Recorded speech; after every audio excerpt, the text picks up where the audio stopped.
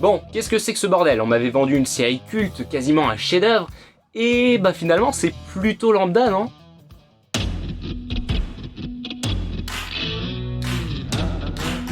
Bonjour tout le monde, aujourd'hui on se retrouve pour parler des 5 premières saisons de la série Black Mirror, débutée en 2011 et qui est disponible sur Netflix. C'est une série d'anthologie, c'est-à-dire que tous les épisodes sont indépendants, et pour cette raison, je vais aborder les épisodes un par un avant de donner mon avis global sur la série à la fin, et donc je ne vais pas suivre mon plan habituel.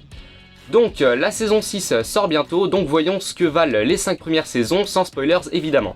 Avant de commencer, je veux que vous sachiez que mon but est d'être un maximum objectif, mais si vous avez un avis différent, n'hésitez surtout pas à en débattre avec moi dans les commentaires. Bon visionnage. Black Mirror est donc une collection d'histoires indépendantes qui se déroulent dans des univers généralement dystopiques de science-fiction, bref, des futurs assez sombres, qui permettent d'aborder des thèmes relatifs aux médias, à la technologie et plus largement à la société.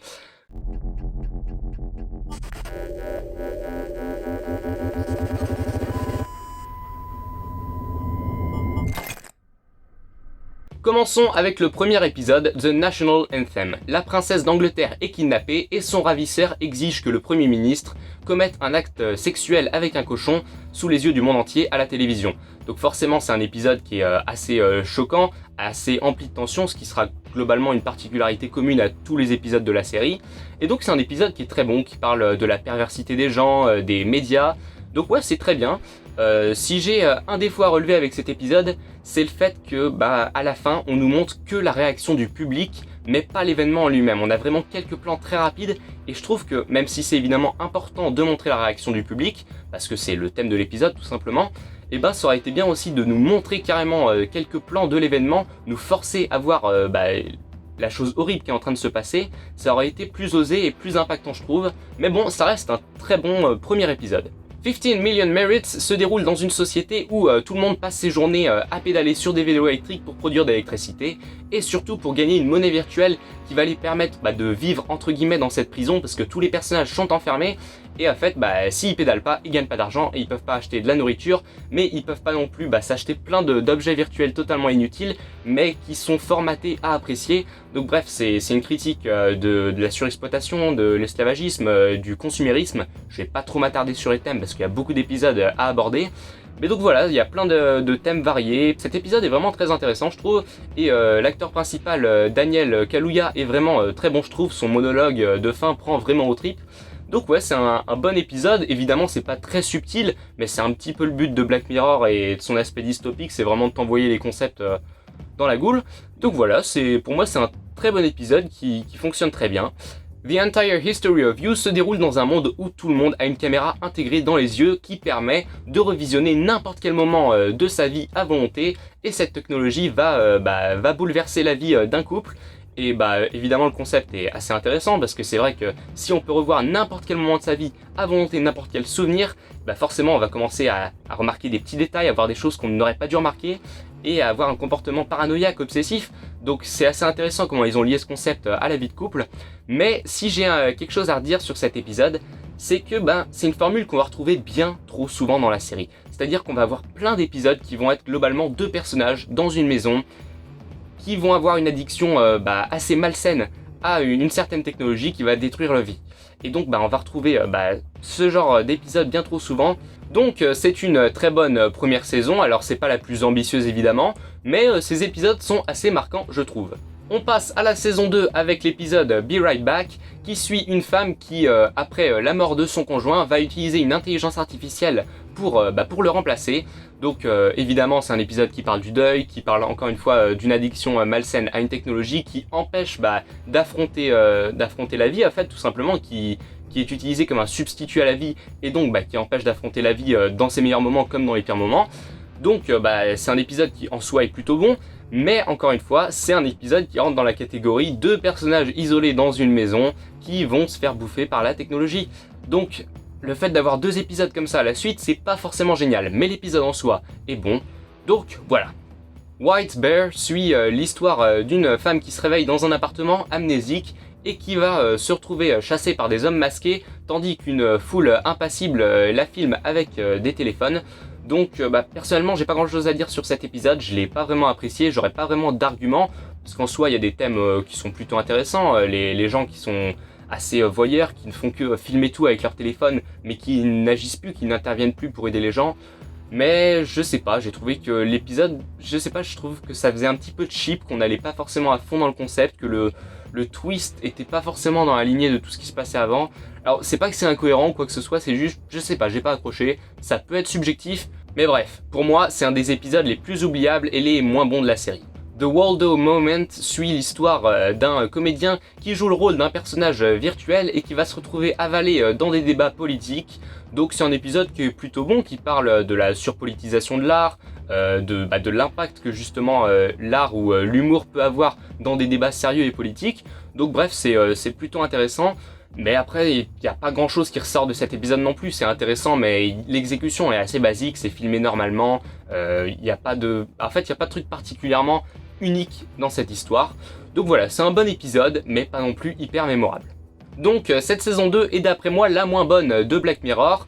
Alors oui, les épisodes Be Right Back et The Waldo Moment sont plutôt bons, mais ils font pas partie des meilleurs épisodes de la série.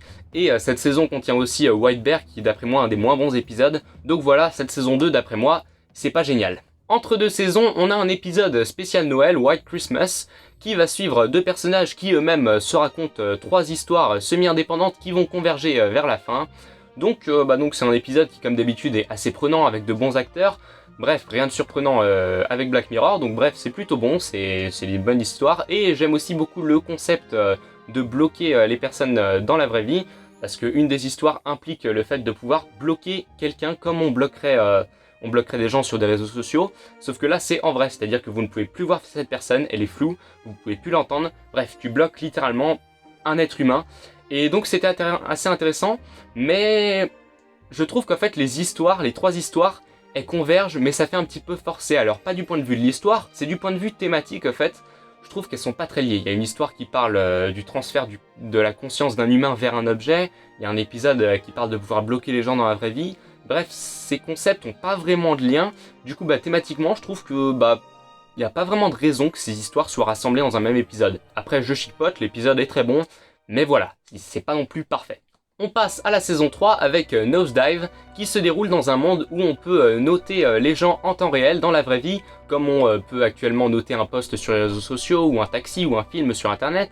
Et là, on peut noter les gens sur 5, et donc on va suivre une femme qui a l'ambition d'atteindre la note de 4,5 étoiles sur 5. Et donc c'est un concept qui est vraiment bien utilisé, parce que toute la société se base dessus, dans l'univers de l'épisode. Si tu n'as pas une certaine note, tu n'as pas accès à certains services, tu n'as pas accès à certains emplois, donc c'est vraiment bien foutu. Et tout ça, ça amène à une uniformisation de la société, parce que du coup, si tu suis pas le mouvement, t'es mal noté, parce que tu fais pas pareil que les autres. Les gens, ils vont se dire, ah elle est bizarre celle-là, elle fait pas comme les autres, donc ils vont mal te noter. Et du coup, si t'es mal noté, ta note va baisser et tu vas vite te retrouver exclu par la société. Donc c'est vraiment intéressant, ça crée toute une société très fake, des gens sont hyper hypocrites.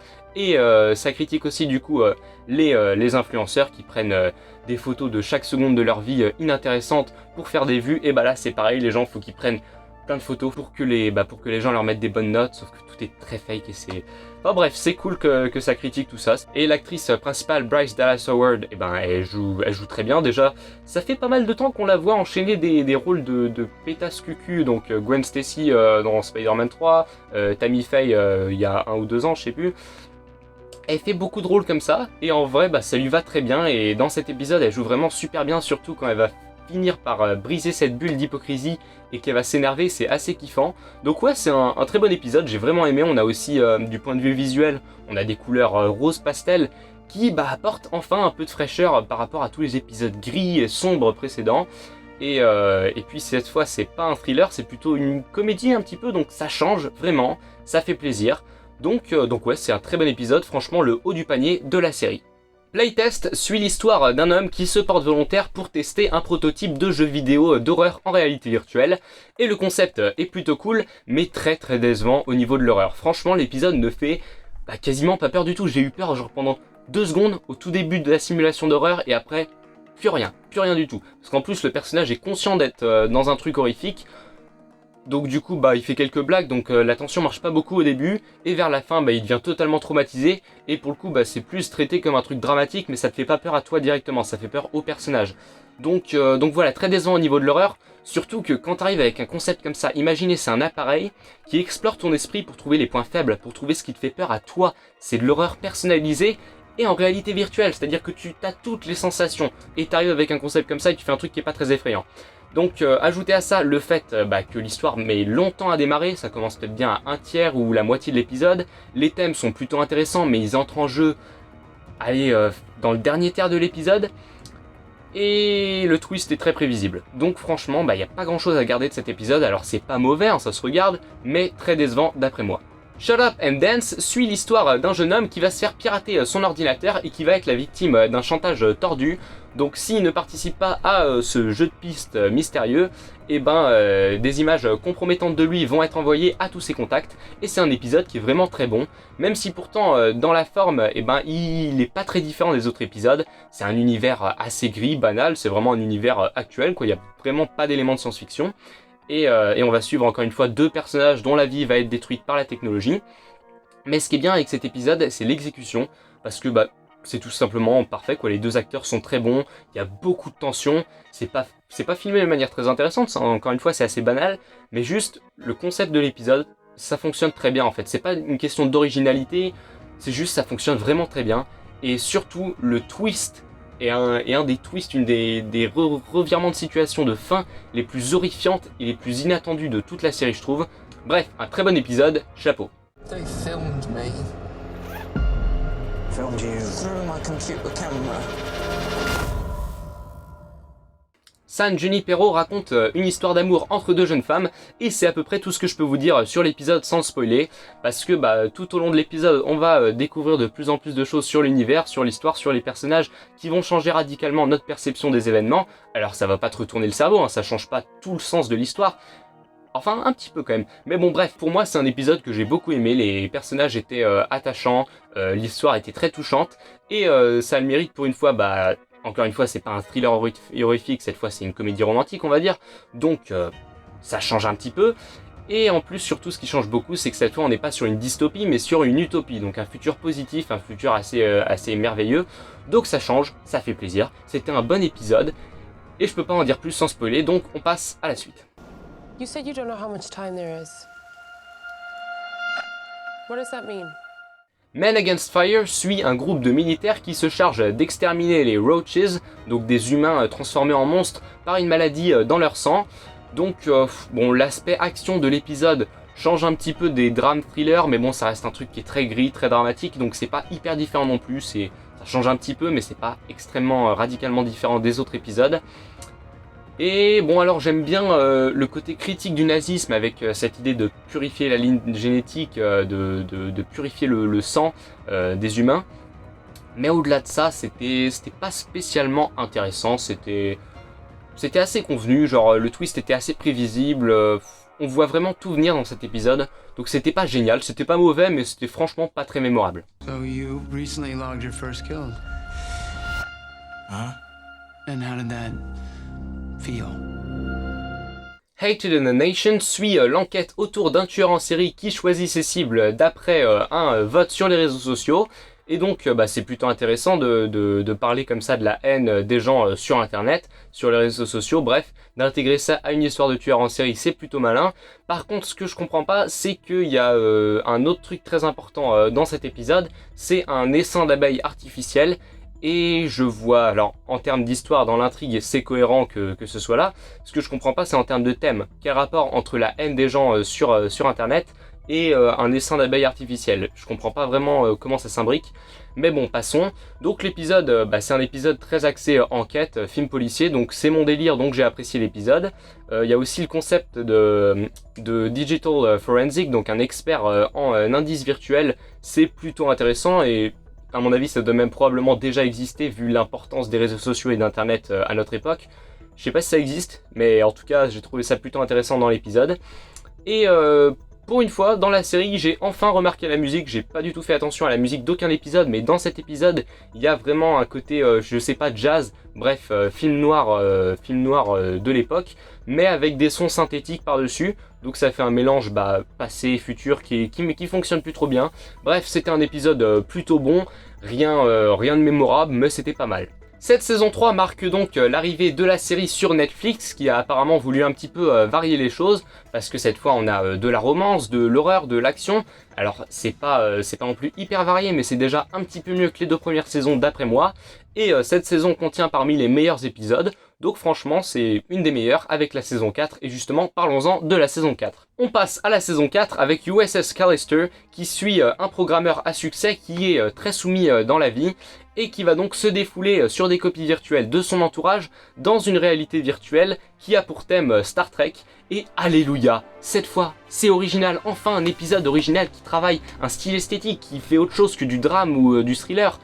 C'est un putain de bon épisode. Alors déjà le côté parodie de Star Trek, je connais pas beaucoup, même pas du tout la série originale à part quelques visuels, mais ça m'a l'air d'être un bel hommage, une belle parodie. Déjà esthétiquement c'est totalement parfait, ça correspond totalement à la série de l'époque. Helmsman Packer, take us into that asteroid gas cluster. Into the cluster? That's suicide, sir. It is our only chance.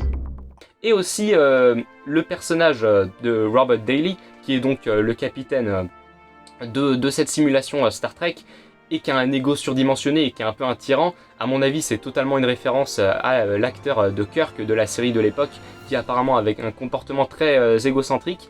Donc voilà, c'est plutôt intéressant, et franchement, enfin, c'est fun, c'est divertissant, il y a de l'humour, cette fois c'est vraiment totalement une comédie. Et puis il y a des scènes d'action aussi, des courses-poursuites en vaisseau spatial. Jesse Plemons et Christine Milioti, 2 super acteurs, ils sont vraiment top. Et puis la fin est très satisfaisante. Bref, c'était un super épisode. Franchement, le top du top de cette série. C'est différent, c'est fun, c'est bien. C'était vachement bien, ok? Je suis un petit peu agressif. Welcome aboard. Crew, we have a new member of the team.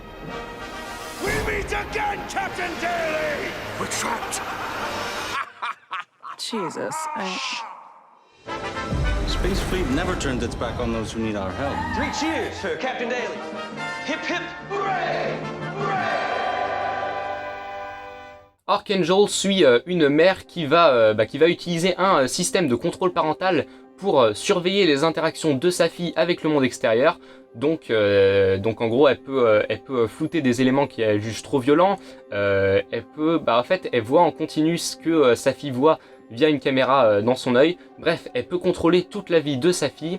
Et donc évidemment, ça critique la surprotection des enfants qui les empêche d'affronter la vie réelle et donc de s'y protéger eux-mêmes. Et donc ouais, c'est plutôt intéressant, c'est bien foutu. Mais malheureusement, ça rentre dans la catégorie des épisodes de personnages dans leur maison et dont la vie privée va être foutue en l'air par la technologie.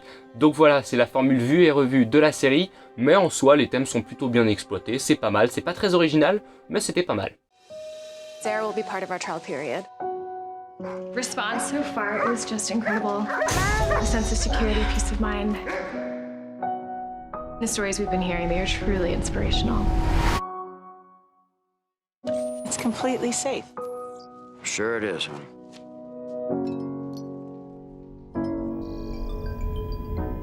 Crocodile est l'histoire d'une femme qui va tout faire pour couvrir un meurtre qu'elle a commis.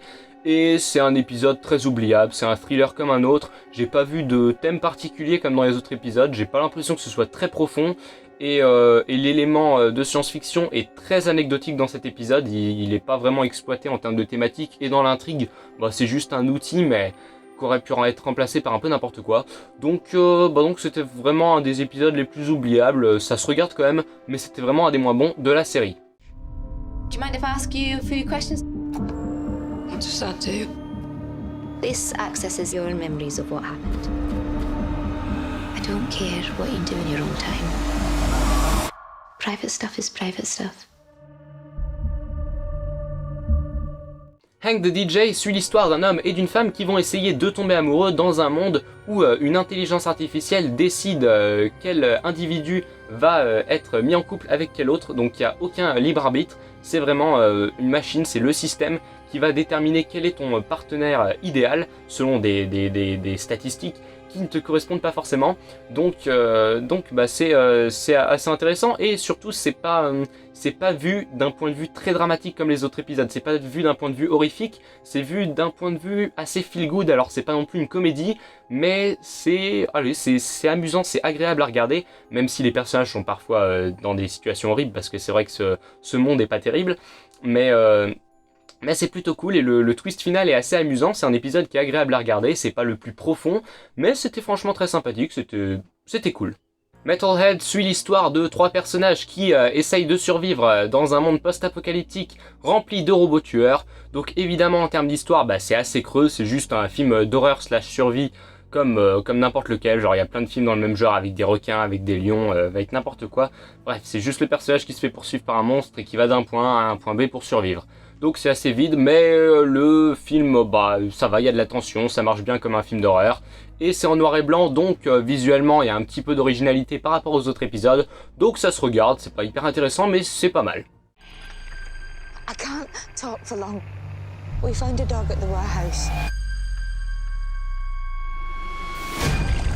I've lost him for now. But my guess is it's still operational. If I don't make it back,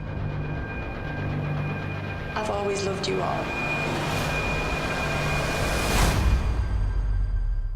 Black Museum nous raconte l'histoire des différents objets exposés dans un musée dédié à des événements horribles. Donc chaque objet est associé à une histoire. Donc à l'image de White Christmas, on va nous raconter 3 histoires semi-indépendantes qui vont converger vers la fin. Sauf que je trouve que c'est... alors, les histoires en elles-mêmes sont pas forcément mieux, mais la manière dont on connecte toutes les histoires ensemble, je trouve que c'est mieux fait que dans White Christmas, parce que cette fois, les thèmes sont vraiment les mêmes d'une histoire à l'autre. Donc c'est-à-dire que toutes les histoires vont tourner autour du concept de transfert de la conscience, et puis à la fois les histoires sont plus indépendantes et plus intelligemment reliées. À la fin ça fait vraiment sens, et bref, je trouve que ça fonctionne très bien. Et petit détail assez sympa, c'est que dans ce musée on va aussi voir plein de références à tous les autres épisodes de Black Mirror. Donc un objet qui vient de tel épisode, un objet qui vient de tel autre épisode, donc ça connecte un peu tous les épisodes de Black Mirror dans un même univers. Donc bref, c'est plutôt sympa, et l'épisode globalement était plutôt bon. Rollo Haynes, owner, proprietor. Sure you want to do this? This place ain't for the faint-hearted. Sure I can handle it. Not everyone can. What is all this stuff? Authentic criminological artifacts. If it did something bad, chances are it's in here. There's a sad, sick story behind most everything here. Just like our main attraction. So what do you say? Donc cette saison 4, comme la 3, est plutôt variée, elle est très bien, et elle contient un des meilleurs épisodes de la série, si ce n'est le meilleur, USS Callister. Donc bref, c'est une très bonne saison. On passe à la saison 5 avec Striking Vipers, qui suit 2 amis qui vont tomber amoureux à travers un jeu vidéo. Et c'était bien, mais un petit peu long, et c'est à peu près tout ce que j'avais à dire. En fait, j'ai pas grand chose à dire de plus sur cet épisode, c'était bien. Smithereens raconte l'histoire d'un chauffeur de taxi qui kidnappe l'employé d'une grande entreprise pour des raisons personnelles qu'on va explorer dans l'épisode. Donc c'est un épisode qui est simple, efficace, avec de la tension, de l'émotion. Il y a l'acteur Andrew Scott que j'adore, qui est très bon, donc voilà, pour moi c'est un très bon épisode, un des meilleurs. Encore une fois, comme Shut Up and Dance, c'est un épisode qui est très simple mais très bien exécuté, je l'ai beaucoup aimé. Airport, yeah? Terminal 3? Do you work in that place? Smithereen, yeah. The sat-nav showing an accident coming up. Do you mind if I follow an alternate route it's showing me? Your mind may wander. Jesus! Everywhere you look, people are hooked on the things! Simply watch it go. Chain smoking! Calmly and without judgment. Donc on passe au dernier épisode, Rachel, Jack and Ashley 2, qui est un épisode très oubliable. Ça se regarde, c'est gentillet, mais c'est clairement un des épisodes les moins profonds, les moins intéressants. Et en plus, le personnage principal, Rachel, elle commence l'épisode comme une meuf qui est seule, qui a pas d'amis parce qu'elle n'arrive pas à s'intégrer dans sa nouvelle école, et c'est une fangirl obsessive qui vit sa vie que pour cette chanteuse Ashley. Et à la fin de l'épisode, tout est bien qui finit bien, alors qu'on n'a pas du tout réglé tous ses problèmes. Elle est toujours seule et c'est toujours une fangirl, enfin, on n'a réglé aucun problème. Le seul truc qu'on a réglé, c'est tous les problèmes relatifs à Ashley, la chanteuse justement, qui a des problèmes dans sa vie, et etc. Donc c'est un épisode qui se regarde, mais c'est franchement très moyen et un des moins bons de la série. Donc cette saison 5 revient au format de 3 épisodes après des saisons 3 et 4 beaucoup plus fournies. Donc forcément ça fait un choc et il y a moins de variété, il y a moins de diversité dans les épisodes parce qu'on a moins d'épisodes tout simplement. Et en plus on a Rachel, Jack and Ashley 2 qui est vraiment pas ouf. Donc voilà, cette saison 5 c'est pas gégène, mais ça reste pas mal, ça reste correct, ça reste meilleur d'après moi que la saison 2, mais elle est clairement en bas de la liste. Donc, qu'est-ce que je pense de Black Mirror dans son ensemble? Alors, la série est bien, mais je la trouve franchement décevante par rapport à d'autres séries d'anthologie comme Love, Death and Robots ou le cabinet de curiosité de Guillermo del Toro, parce que Black Mirror n'est pas très varié. Alors évidemment, c'est une série dystopique, donc c'est un sujet qui est plus restreint que Love, Death and Robots qui traite de quasiment tout et n'importe quoi, et Guillermo del Toro's Cabinet of Curiosities, je sais pas pourquoi je l'ai dit en anglais, mais bon bref, qui traite de l'horreur en général, donc forcément c'est des sujets qui peuvent permettre de parler de tout et n'importe quoi. Donc là on est plus sur de la dystopie, donc forcément ça va toujours parler de la société, de la technologie et du futur, mais je trouve qu'on pourrait faire quand même quelque chose de plus varié que ce qu'on a là. C'est le créateur de la série, Charlie Brooker, qui se charge d'écrire la grande majorité des épisodes, et franchement je trouve que ça se ressent. Alors non pas que c'est mal écrit ou que c'est copié-collé, bien au contraire, les épisodes sont très bien, mais on ressent quand même qu'il y a toujours une formule qui revient, donc comme je disais, cette formule des deux personnages dans une maison qui vont se faire détruire leur vie par la technologie. Et ouais, c'est toujours la société est pervertie par la technologie et les gens sont des voyeurs insensibles. Ça revient très souvent sur la même chose et les thèmes sont très redondants, je trouve. Et puis combien de fois on a eu le twist, en fait, dans tout l'épisode, c'était une simulation. Au bout d'un moment, faudrait commencer à varier un petit peu. Et puis on nous fait pas voyager, c'est toujours de la science-fiction ancrée dans le réel, racontée via un drame ou un thriller.